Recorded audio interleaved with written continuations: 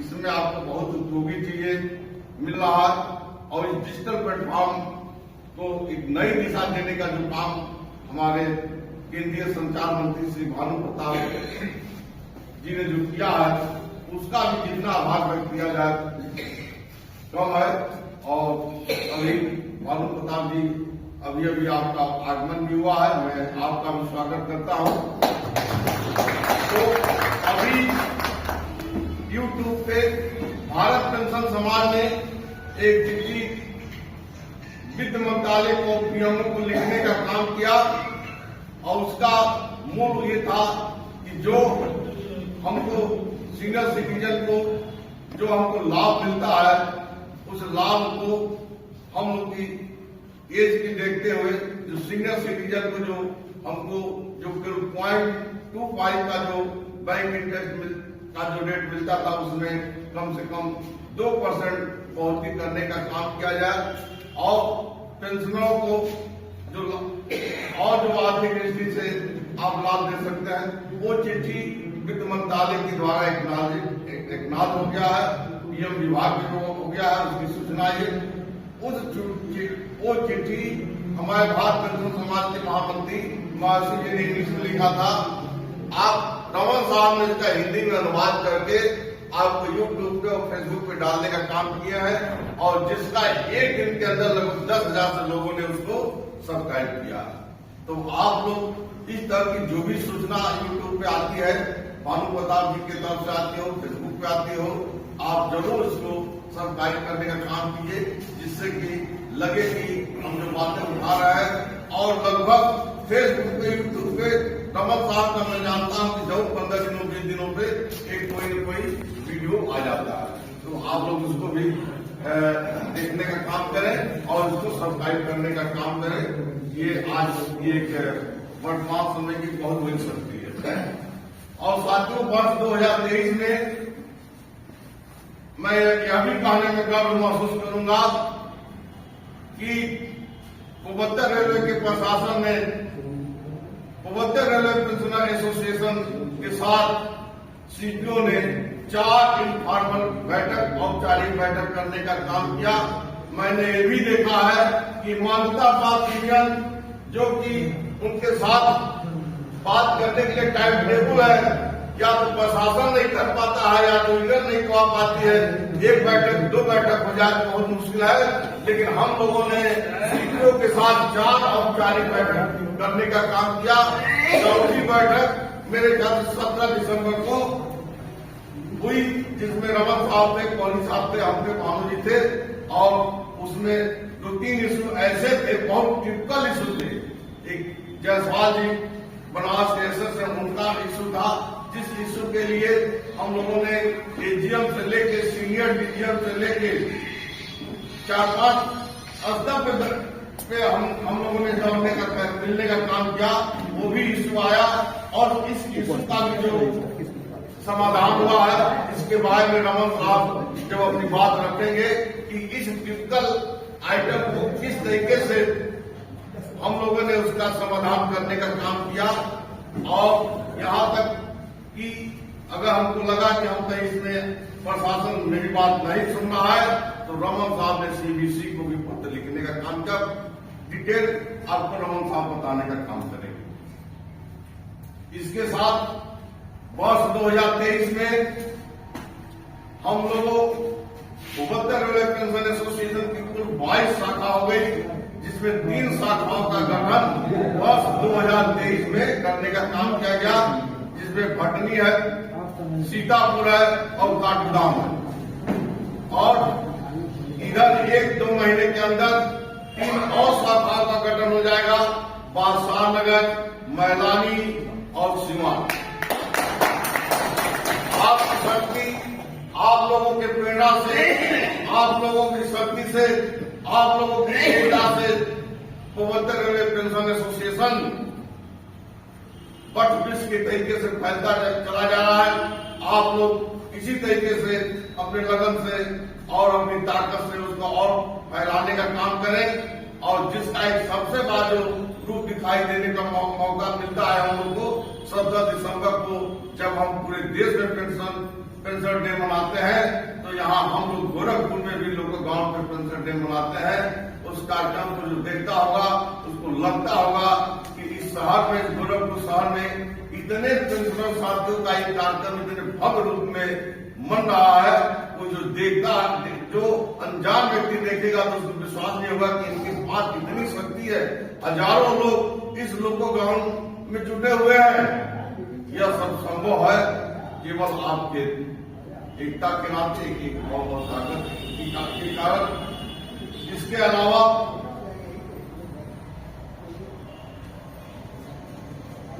ये 24 का रहा तो पेंशन डे रहा। इसके बाद पहली जनवरी को, तो मैंने कहा 1 जनवरी को पूर्वोत्तर रेलवे पेंशन एसोसिएशन ने अपने सभी पदाधिकारियों के साथ, रमन साहब उस दिन नहीं थे क्योंकि वो 29 तारीख को आपने मोतियाबिंद का ऑपरेशन को आया था, तो उनका जाने का कोई सवाल ही नहीं पैदा होता था। लेकिन उनके दिशा निर्देश पे ही उन्होंने ही हमको फोन किया कि गुप्ता जी 1 तारीख को जीएम से और सभी पीएचओडी से मिलने का काम हो, थोड़ा सा उसको आप मॉनिटरिंग कर लें। फिर हम लोगों ने बात की आपस में, तो उस दिन कोहली साहब थे, चौधरी जी थे, अशोक सिंह केंद्रीय पदाधिकारी और सभी लोगों ने महाप्रबंधक महोदय से मिलने का काम किए। और एजीएम से मिला गया, सीनियर डीजीएम से मिला गया, जो आरपीएफ के जो कमांडेंट है, मुख्य कमांडेंट, उनसे मिलने का काम किया गया। पीएफएस से, सीपीओ से, सीपीओएडी से, लगभग सभी पीएचओडी से, प्रिंसिपल एचओडी से मिलने का काम किया गया। और उसी तरीके से जब हमारी जीएम महोदया आई थी 2 महीना पहले, उस अवसर पे भी पूर्वोत्तर रेलवे पेंशन एसोसिएशन ने उनसे जाकर मिलने का काम किया था। उस समय कोहली जी थे, भानु जी थे, और जीएम महोदया ने स्वयं ऑफर किया ग्रुप फोटोग्राफी का। वो ग्रुप फोटोग्राफी आपके व्हाट्सएप में और यूट्यूब में भी डालने का काम किया गया। बहुत लोगों ने उसको देखा होगा। तो इसलिए, और सीपीओ के साथ जो बैठक हुई, सीपीओ ने अपने स्वयं आमंत्रित करके हम लोगों को बैठक करने का काम किया कि भाई आप लोग आइए, आपकी जो भी समस्या का समाधान किया गया। उसी तरीके से पेंशन अदालत 15 नवंबर को जो मनाया गया, उस पेंशन अदालत में भी आपकी बात को जोरदार तरीके से रखा गया। और उस पेंशन अदालत में जितने लोग आए थे, अधिकारी हो या कर्मचारी या पेंशनर के जो भी लोग थे, इन लोगों ने फील किया कि पूर्वोत्तर रेलवे पेंशन एसोसिएशन के लोगों ने अपनी बात को कितनी ताकत के साथ बैठे थे। तो साथियों, आप लोगों का प्यार है, आप लोगों का स्नेह है, जो संगठन को लगातार मिल रहा है। और एक नई उपलब्धि वर्ष 2024 में और हुआ है कि पूर्वोत्तर रेलवे पेंशन एसोसिएशन ने एक पहला महिला पेंशनरों का एक बैठक रेल ग्राफ के स्थिति में करने का काम किया, जो आने वाले दिनों में एक इतिहास, एक यादगार चीज होगा। और कहा जाएगा कि वर्ष 2024 में पेंशनर एसोसिएशन ने अपने महिला प्रकोष्ठ का भी गठन कर दिया। और मैं आप सभी साथियों से, आप जो यहाँ के पदाधिकारी हैं, आप लोगों से भी आह्वान करता हूँ कि आप लोग भी आपस में एक बैठक करके आप अपने शाखा में भी महिला प्रकोष्ठ शाखा खोलने का काम करें। क्योंकि हम लोग जो जागरूक है तो है ही, हम लोग के साथ हम लोग की पत्नियों को भी, हम लोग को जो पेंशन मिल रहा है, पेंशन की बात कैसे क्या होता है, कैसे रिकॉर्ड है, कहाँ नहीं है, सब जानकारी होनी चाहिए कि न रहने की जिससे दिक्कत न हो। तो हम आप लोगों से अपील करेंगे कि आप लोग इस दिशा में भी आप आगे बढ़ने का काम करेंगे। और हमको पूर्ण विश्वास है कि आप सरल जी हैं, आनंद जी हैं, पांडे जी हैं, और आप सभी लोग सहयोग करेंगे तो ये काम भी इस शाखा में होने का काम होगा। इन्हीं बातों के साथ मैं अपनी बात को समाप्त करूंगा, क्योंकि अभी हमारे कोहली साहब है, रमन साहब है, और बात समाप्त करते हुए आप लोगों का प्यार और स्नेह उत्तर प्रदेश पेंशन एसोसिएशन की जैसे वर्ष 2023 और उसके पहले मिलता रहा है, वर्ष 2024 में भी मिलता रहेगा और हम लोग ऊंची ऊंचाइयों को पहुंचने का काम करेंगे। इन्हीं बातों के साथ मैं अपनी बात को समाप्त करता हूँ। इनकलाब जिंदाबाद, पेंशनर एकता जिंदाबाद, पेंशनर एकता जिंदाबाद। जो पेंशनर हित की बात करेगा, जो पेंशनर हित की बात करेगा, जो पेंशनर हित की बात करेगा, इनकलाब जिंदाबाद, जिंदाबाद, जिंदाबाद। ठंडक में जोश भर दिया सबों के अंदर। और अभी यूनियन से जुड़े पुरुषोत्तम जी यहाँ आए हुए हैं। थोड़ा 2 मिनट के लिए वो भी इस मंच पे आवे और इस पेंशनर एसोसिएशन को कैसे थोड़ा और ताकत दिया जाए, तो अपने अनुभव को यहाँ पर साझा करें। पुरुषोत्तम जी।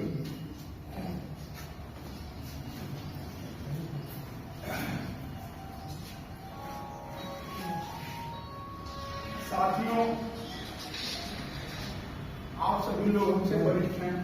मैं जून 23 में रिटायर हुआ। हृदय से सबको मैं नमन करता हूँ। मंच पे जो लोग बैठे हैं, जो लोग सामने हैं, एक कहावत है, जीना है तो सीना है। साथियों, हम लोग सेवानिवृत्त जरूर हुए, लेकिन ये दिल में हौसला रखिए कि हम एक नया जीवन जी रहे हैं और कितना लंबा जिए हैं। पहली बात। दूसरी बात साथियों, जो मैंने अनुभव किया, मैं डॉक्टर नहीं हूँ, चीफ ओएस से रिटायर हूँ, LLB किया था, तो रजिस्ट्रेशन करा के सिविल कोर्ट में बैठ रहा हूँ।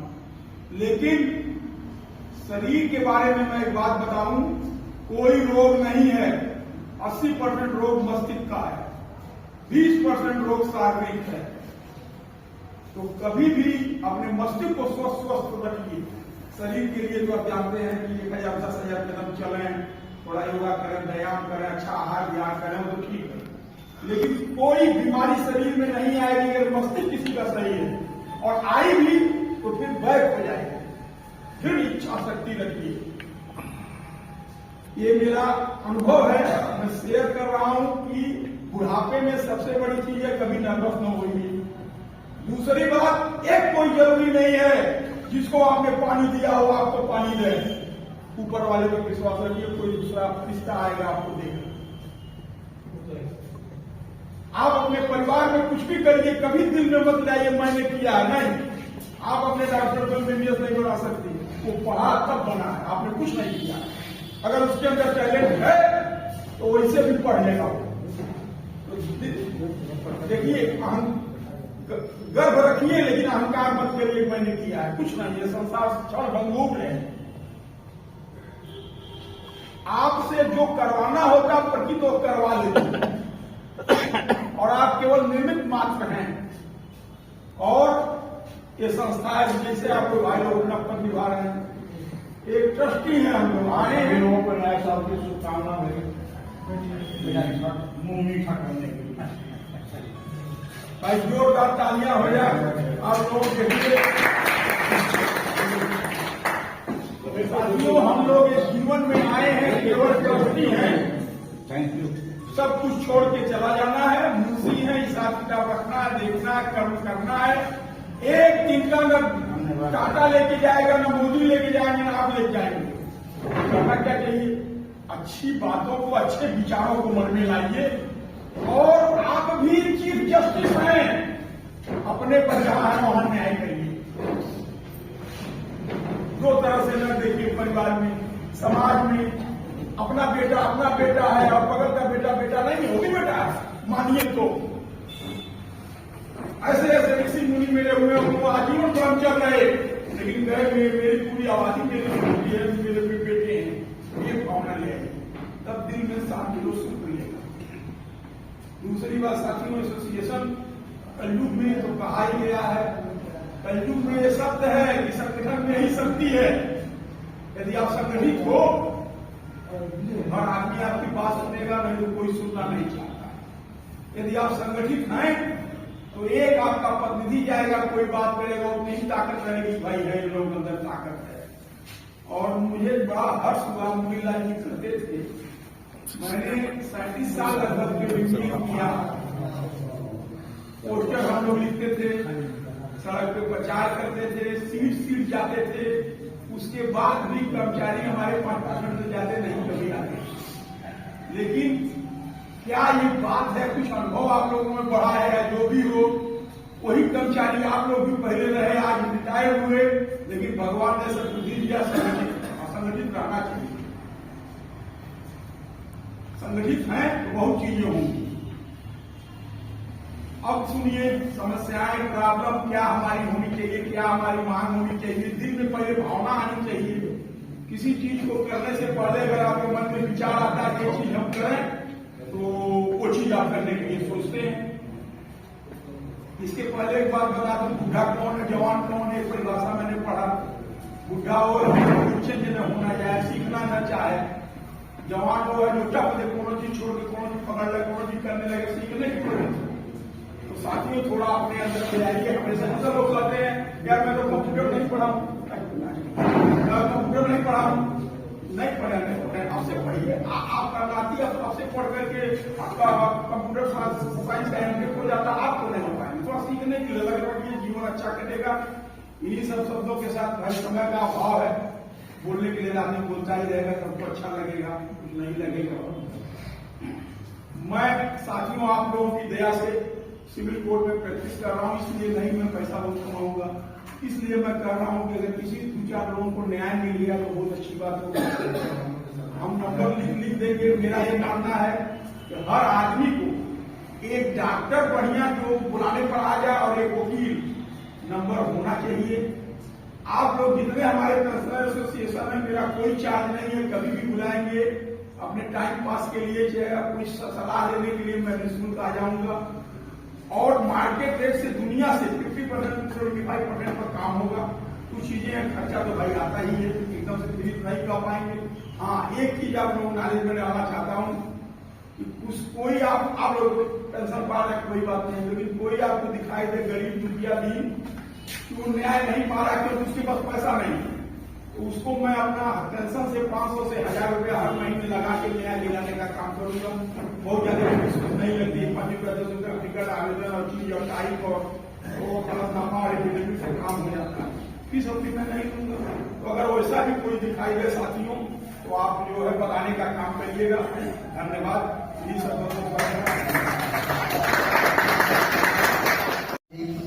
आपने जो अपनी तरफ से जो सेवा भाव दिखाया है उसके लिए भी धन्यवाद। और हम लोग नंबर नोट कर लेंगे। समय जैसा आपको पास ऐसी कोई भी व्यवस्था आएगी, कोई परिस्थिति आएगी की मदद में, अब मैं माननीय मोदी साहब से आग्रह करता हूँ कि आवें और अपने जी और श्यामाकरण जी को कुछ करना है।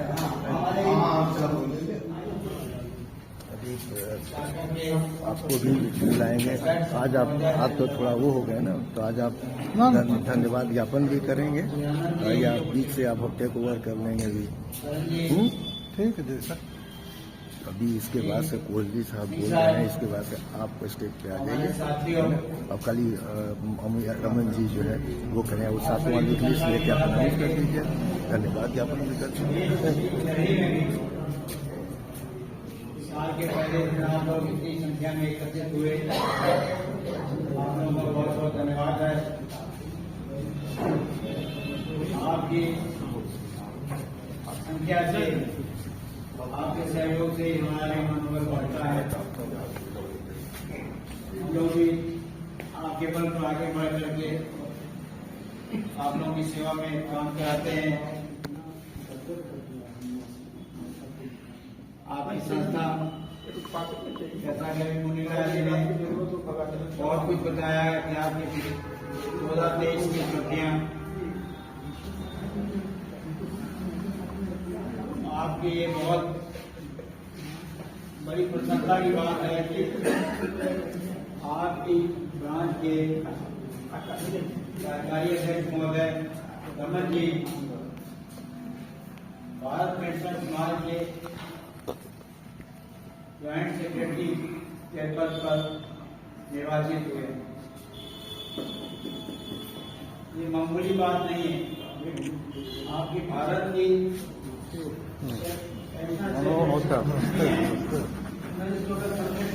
भारत में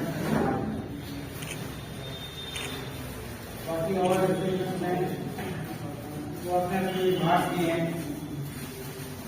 आपकी संस्था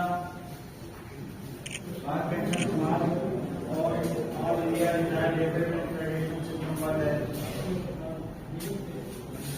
AIRL जो है वो भी बहुत बड़ी संस्था है, वो केवल रेलवे के केसेस डील करती है।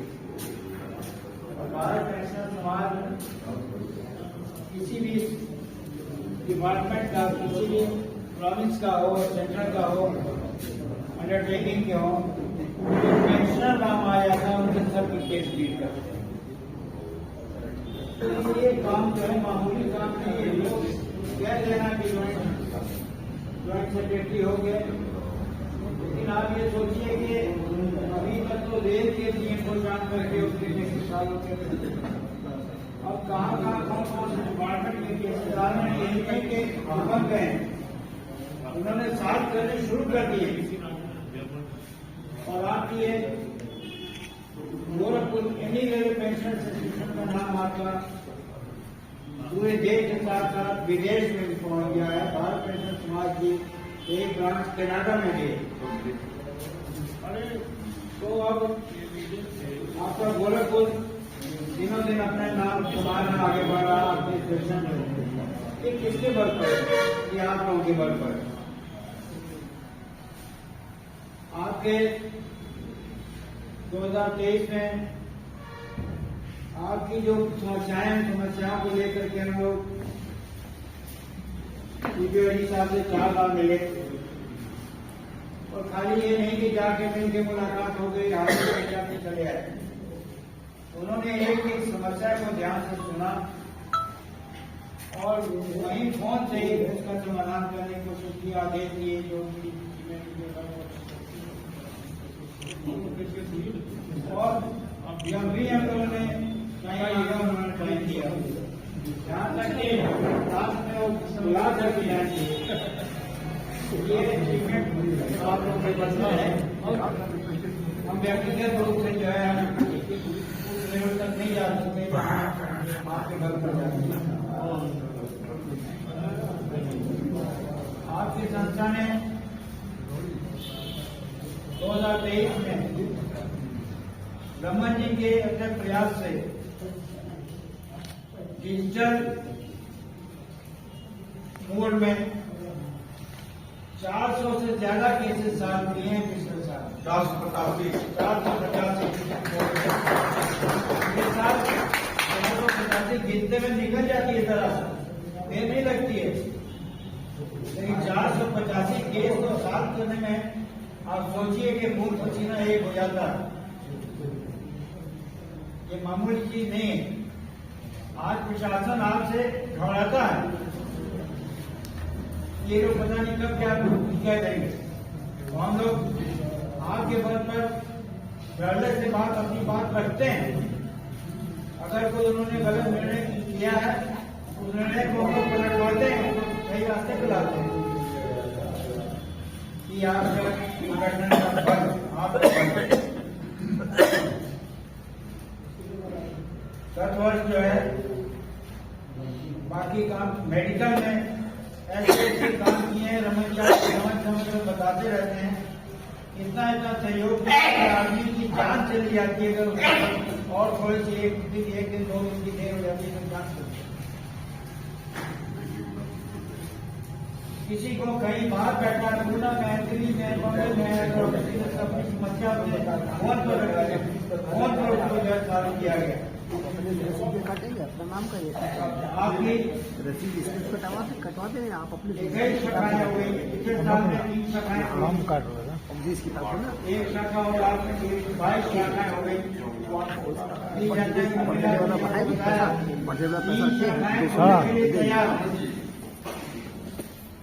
कहाँ आपकी जब पहले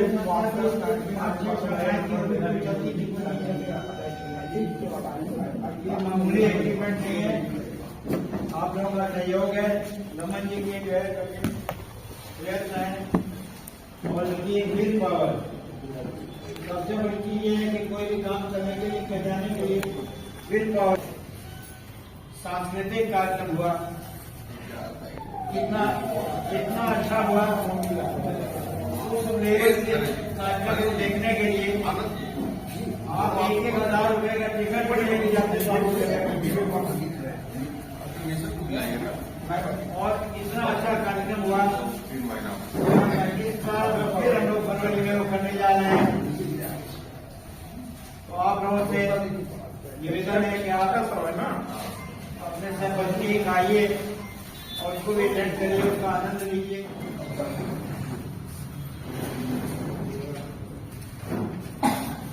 कोहली साहब, मैं अरुण जी को आग्रह करता हूँ कि मैं चाह रहे हैं कि जो सब कहें और आगे की कार्रवाई संभालें। 17 तारीख खास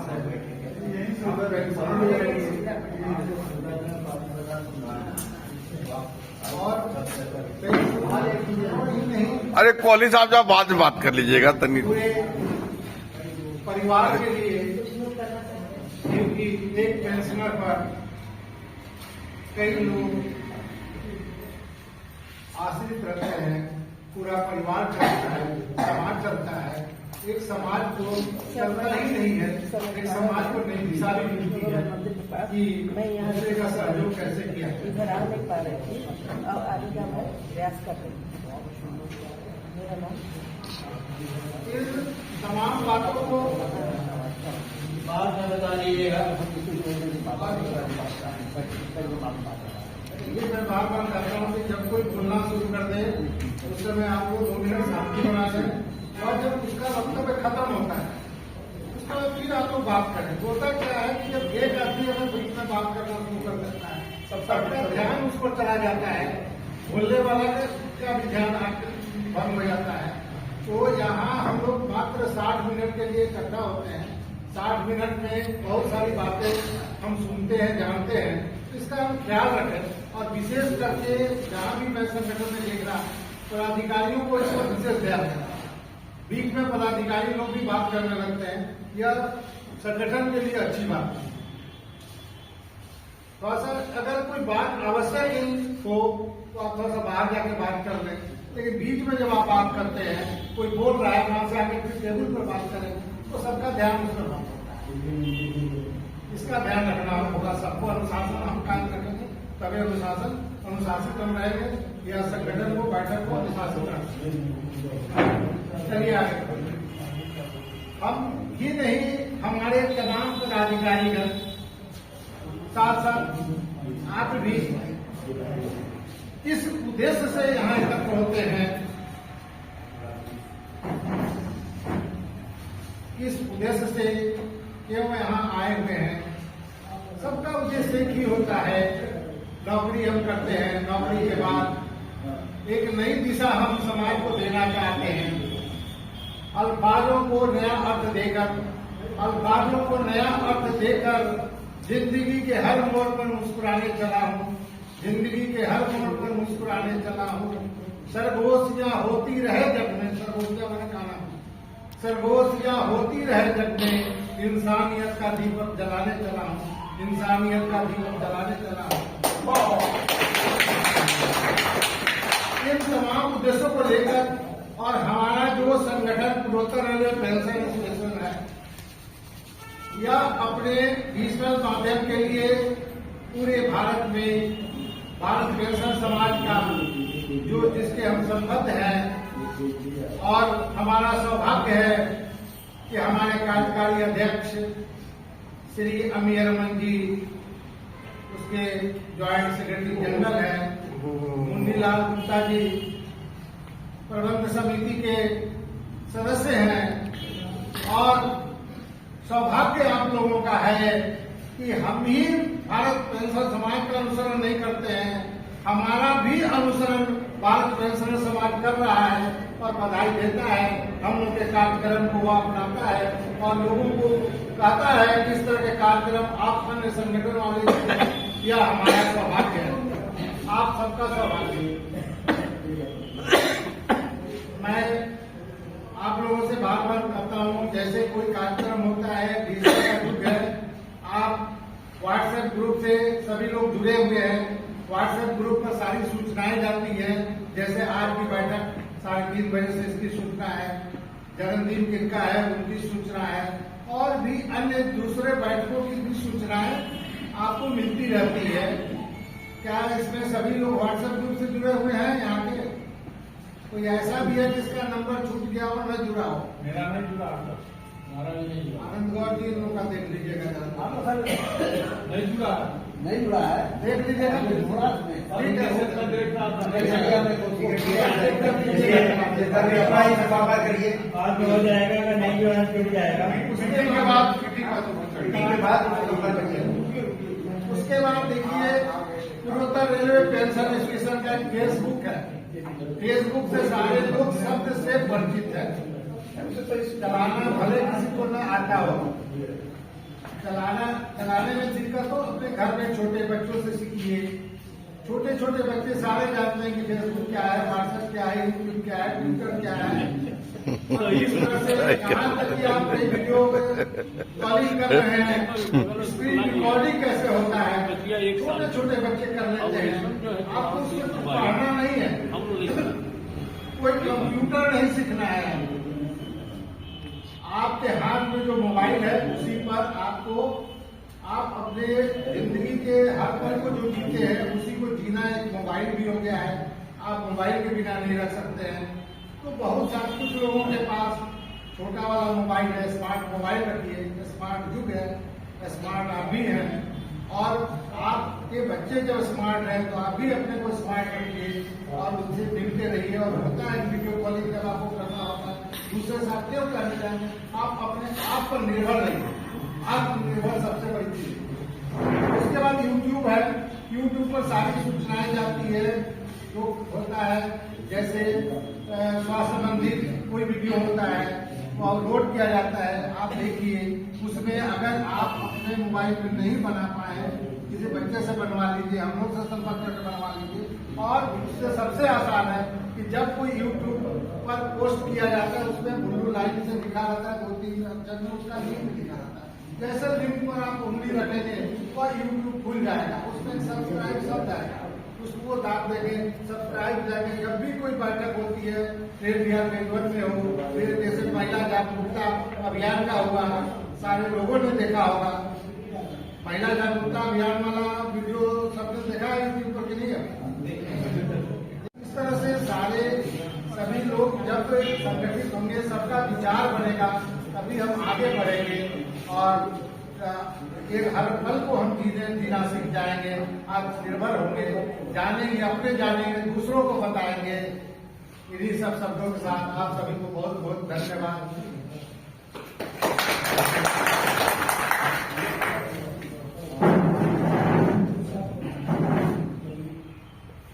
अब मैं अपने बीच के कार्यकारी अध्यक्ष, भारत पेंशन समाज के joint secretary general Shri अमीय Raman ji को आमंत्रित करूंगा हमें और अपने विचारों से, नई नई बातों से कराएं। श्री अमीय रमन जी। धन्यवाद भानु जी। आप सब लोग प्रसन्न हैं? किसी को कोई तकलीफ तो नहीं है? चल जितना बंद हुआ था ठीक किया था, थोड़ा सा भी बहुत बढ़िया, बड़ी खुशी की बात है। दोस्तों देखिए, आप लोग सुन रहे होंगे न्यूज वगैरह में कि क्या कहते हैं कि लोकसभा का इलेक्शन होने वाला है। सुना है ना? किसने किसने सुना है? सब लोग सुने हैं? वाह, कमाल की बात है। अब ये बताइए, ये हम लोग के लिए राइट टाइम है कि हम अपनी आवाज को बुलंद करें? सही है ना? और मुन्नीलाल गुप्ता जी आप लोगों से इनकलाब को बुलवाई दिया है, सही बात है ना? लेकिन जो सबसे महत्वपूर्ण चीजें हैं वो है हम लोगों का कुछ मुद्दा, उसमें सबसे बड़ी जो चीज है वो है 8वें वेतन आयोग का गठन करना। क्यों गठन करना?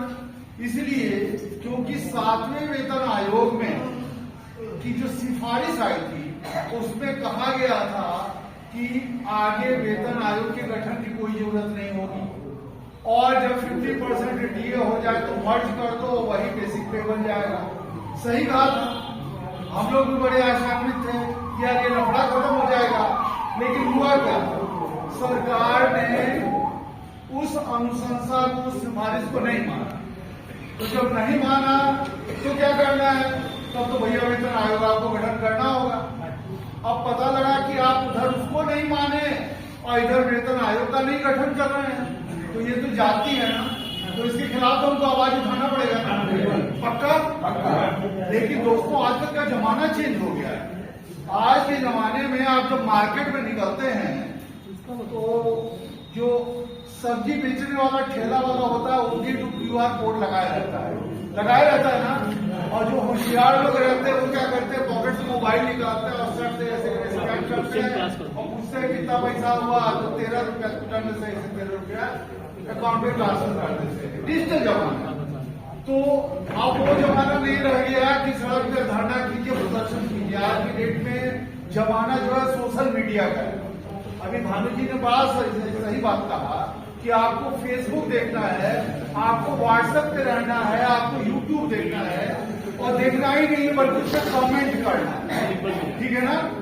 लाइक करना है, कमेंट करना है और अपने यार दोस्तों को शेयर कर देना। अब ये बताइए कि यहाँ पर भैया जरा मिठाई बात रखाना। अरे आप शांति बनाए रखिए, प्लीज प्लीज प्लीज। अब ये बताइए कि यहाँ पर जो हमारे बड़े भाई लोग हैं, माननीय पिछड़ा शाखा के सदस्यगण लोग हैं, उसमें से कितने भाई लोग ऐसे हैं जो व्हाट्सएप, फेसबुक और फेसबुक की ही बात करते हैं, यूट्यूब को छोड़ देते हैं, व्हाट्सएप और फेसबुक चलाते हैं और उस पर कमेंट लिखते हैं। जो लोग करते हैं वो ईमानदारी से हाथ उठाते हैं।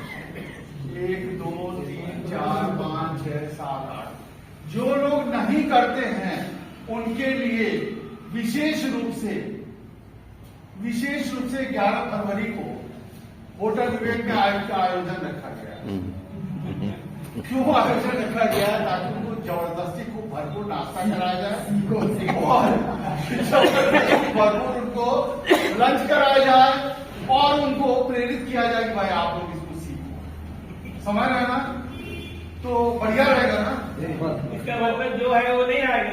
नहीं, जो सीखा हुआ वो तो आएगा ही, और जो नहीं करता है वो अपनी वाइफ के साथ आएगा। पक्का? हाँ भैया, टिकट ले लेना, 2 टिकट ऊपर ले लेना, खत्म होने वाला है। ठीक है ना? तो आपको अब सोशल मीडिया का जमाना है। और मैं बताऊं दोस्तों, अभी मैंने फेसबुक पे डाला, भारत कृष्ण समाज की ओर से था कि 8वें वेतन आयोग का गठन अति आवश्यक है, क्योंकि वेतन आयोग जब गठित कर दिया जाता है तो 3 साल बाद वो अपनी रिपोर्ट देता है और उसको लागू होने में भी 6 महीना लग जाता है। तो ये 2024 आ गया और 8वां वेतन आयोग कब से लागू होना है? 2026। 3 साल क्या 2 ही साल लग गया। तो अब तो दिक्कत हो गई ना? तो ये बताइए, आप लोग हमारा साथ देने के लिए अगर फेसबुक पे या व्हाट्सएप पे कोई पोस्ट होगा तो उस पर आप लोग कमेंट करेंगे कि नहीं करेंगे? लाइक करेंगे कि नहीं करेंगे? और जो नहीं कर पाता अपने पोते से लाइक करवा। सही है ना? करवाना पड़ेगा। बात सरकार साहब, तो पोते से करवाने क्या है, जो करे पोते से सीख लीजिए, हमेशा के लिए समस्या का समाधान हो जाएगा। उसके बाद देखिए 18 महीने का डीए का एरिया। दोस्तों, मैं भी राष्ट्रवादी हूं और राष्ट्र का विकास, देश का विकास, इसका मैं भी पैरोकार हूं। लेकिन जब हमारी सरकार कहती है कि हम 7 मिलियन करोड़ 7 ट्रिलियन डॉलर के अर्थव्यवस्था में पहुंच गए हैं। ट्रिलियन अर्थव्यवस्था में पहुंच गए हैं, हमारी अर्थव्यवस्था पटरी पे है, हर वो अनाउंस हो रहा है। तो भैया 18 महीने का डीए देने में क्या दिक्कत, कोई दिक्कत है क्या है? ये हमारी मांग को परवान चढ़ना चाहिए कि नहीं चढ़ना चाहिए? चढ़ना चाहिए। हम लोग को सोशल मीडिया पे धक्का मचाना है कि नहीं मचाना है? वो मचाना है। तो जब आप फेसबुक को देखिएगा तब तो सोशल मीडिया पे कमेंट कीजिएगा, अदरवाइज क्या होगा? नहीं कर पाएंगे। तो और हम बताएं दोस्तों, मैं बता रहा हूं, आप फेसबुक पे जाइए, पूर्वोत्तर रेलवे पेंशनर्स एसोसिएशन का एक एक नारा देखिए। 18 महीने की जो डीए एरियर का नारा था, उसमें पूरे हिंदुस्तान से 28,000 लोग, उसमें 28 के लिखा हुआ है, पढ़ लीजिएगा जाके। 28,000 लोगों ने उसका समर्थन किया। ऑल ओवर इंडिया से 28,000 हो रहा है, समर्थन हो रहा है, और साबिचिया शाखा के 28 आदमी नहीं कर रहे हैं। ये दुख की बात है कि नहीं है ना? तो वादा करते हैं कि अब आप कमेंट कीजिए, हमारे लिए अलग हेल्थ की स्कीम क्यों? रेलवे वाली जो हमारी हेल्थ स्कीम क्या है, वो RELHS है। हमारे रेलवे वाली हेल्थ स्कीम, वो बाकी के लिए CGHS स्कीम, उनके यहाँ बड़ी सुविधा है, हमारे यहाँ सुविधा के नाम का कुछ चाहिए नहीं, उनका आधा भी नहीं सुविधा है। तो हम इसका विरोध करें, उसी पे हम पत्र तैयार कर रहे हैं, सोशल मीडिया पे भी जाएगा, सरकार का पूरा हड़कंप हम मचा रहे हैं और चाह रहे हैं ये चीज लागू। आप लोग क्या राय है? होना चाहिए। कहते हैं एक देश और एक चुनाव, एक कानून, सब कुछ है। अब भैया पेंशन के मामले में CCS अलग, कर्मचारियों के लाभ लिया जाएगा, मेडिकल बेनिफिट में बाकी को अलग, रेलवे को अलग, यही था। और बजट एक, ये जो अनाचार है, बेसिकली हम लोग अपने संगठन के माध्यम से इसका विरोध करते हैं, पुरजोर विरोध करते हैं। और सोशल मीडिया पे हम लोग हंगामा खड़ा करके चाहते हैं कि सरकार इसको माने, और बहुत हद तक हम लोगों को तमाम चीजों में सफलता भी मिलती आई है। अदरवाइज अगर हम लोग शांत बैठे रहेंगे तो आज की डेट में पेंशन के नाम पे जो आपको मिल रहा है शायद ये नहीं, इसमें कुछ ना कुछ गड़बड़ी हो जाता है। लेकिन आज बहुत कुछ चेंज हो गया। तो ये तो कुछ बातें थी दोस्तों, और आपको थोड़ा प्रमोट करना था। कुछ सवाल वाला के सवाल बता दीजिएगा। हम लोग बड़े भाग्यशाली हैं। पहली चीज तो ये कि 11 फरवरी को होटल विवेक में एक बहुत बढ़िया कार्यक्रम होने जा रहा है, और इस कार्यक्रम की आवश्यकता क्यों है इसके बारे में थोड़ा सा मैं आपको रूपरेखा दे दूंगा। ये बताइए, आप सब लोग खाना खाते हैं और ये जो दांत है गंदा होता है, तो दांत को साफ करने के लिए क्या इस्तेमाल करते हैं? क्या करते हैं? टूथब्रश इस्तेमाल करते हैं, पक्का ना? और ये जो आंत होता है, इसको साफ करने के लिए क्या इस्तेमाल करते हैं? कोई कुछ नहीं बता। देखिए, इसके लिए क्या होना चाहिए? फाइबरस फूड आइटम होना चाहिए। फाइबरस फूड आइटम का मतलब आज के डेट में मार्केट में तमाम साग है, सहजन है, भिंडी है, ये सब जो चीज है, हरी सब्जियां हैं, ये सब आप खाइएगा तो आपका क्या होगा? आंत साफ होगा। सही है ना? और ये जो दिमाग है, इस दिमाग में भी तमाम निगेटिव थिंकिंग आती रहती है, नकारात्मक भाव आता रहता है, और नकारात्मक भाव जब आता है तो आदमी डिप्रेशन में चला जाता है। तो इस नकारात्मक भाव को दूर करने के लिए हम लोग साथ में एक ही बार कार्यक्रम करते हैं, और वो कार्यक्रम 11 फरवरी को होटल विवेक में होने जा रहा है। उसमें घर पर आप उठिए, मेरे दांत को साफ कर लीजिए, चाय घर पर पीने की जरूरत नहीं है, तो वहाँ गर्मा गर्म चाय भी रहेगा, कॉफी भी रहेगा, नाश्ते का सजा हुआ टेबल रहेगा। 9 बजे तक आइए, आराम से जम के वहाँ नाश्ता कीजिए, वैराइटीज रहेगा नाश्ते का, नाश्ता करने वाले बैठ जाइए। वहाँ पे ऑफर्स क्लास तमाम आपको रंगारंग कार्यक्रम, दूर दूर से कलाकार आ रहे हैं, यहाँ के भी लोकल कलाकार हैं, वो सारे कार्यक्रम को देखिए। बीच में आपको गर्मा गर्म सूप आपके सीट पे सर्व होगा, उसके बाद से फिर खाना। अरे भाई साहब, खाने का क्या कहना, वो हमको मेनू दिया है, वो पनीर लबाबेदार, तो कोफ्ता, तो मिक्स वेज, तो नान, तो पूरी, तो क्या क्या तमाम दिया भाई। लाल में वो क्या रसगुल्ला वगैरह बढ़िया है ना। और उसके बाद से फिर कार्यक्रम देखिए, और लास्ट में गर्मा गर्म चाय और क्या बोलते हैं, लाल हो जाएगा तो ये कार्यक्रम आपको देखना बहुत जरूरी है। और उसके बाद दूसरा एक कार्यक्रम होने जा रहा है, वो नवंबर के महीने में है, वो एजीएम है। पूरे देश के कोने कोने से, चाहे मणिपुर हो, चाहे लक्षद्वीप हो, चाहे तेलंगाना हो, हर जगह से लोग गोरखपुर में आएंगे। वो ये बहुत ही बढ़िया कार्यक्रम होने जा रहा है।